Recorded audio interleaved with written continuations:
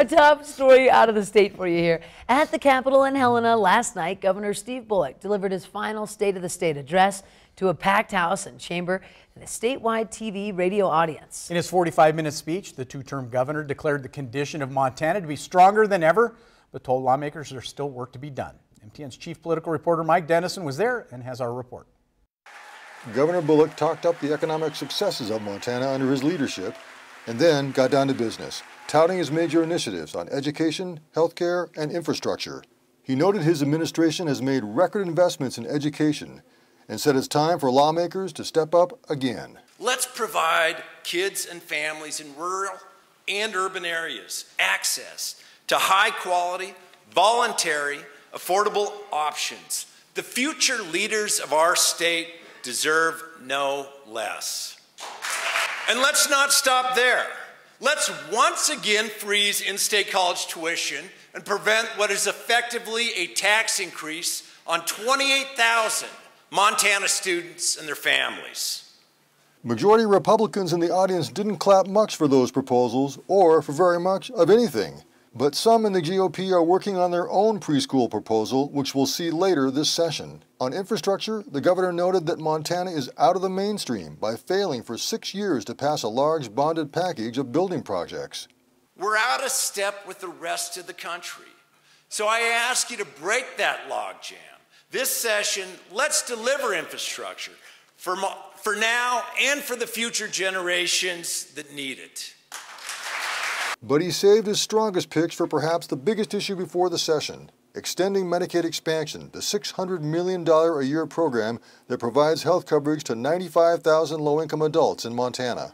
Now, if I told you had a business coming to Montana that'd create between 5,900 and 7,500 jobs in every corner of the state, and that would infuse over $350 million of new personal income into our state, my bet is you'd all tell me that sounds pretty darn good.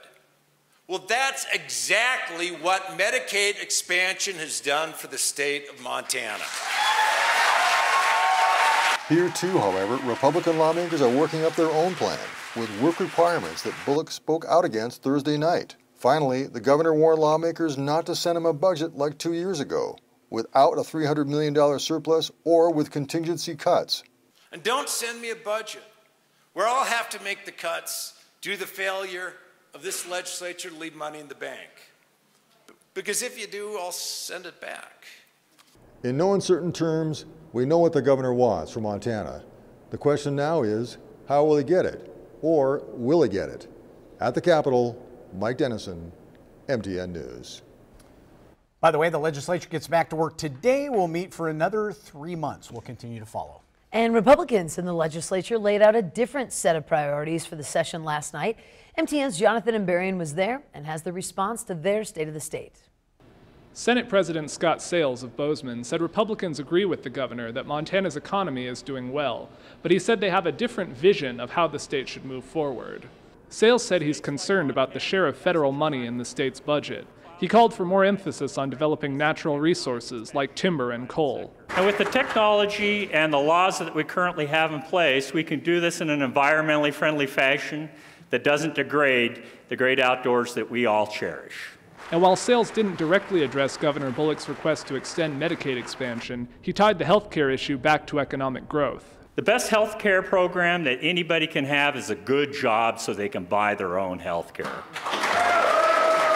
Sales also made clear his opposition to Governor Bullock's proposal to raise revenue through tax and fee increases. There are likely to be many more battles over the budget over the next 3 months. At the Capitol, I'm Jonathan Ambarian, MTN News.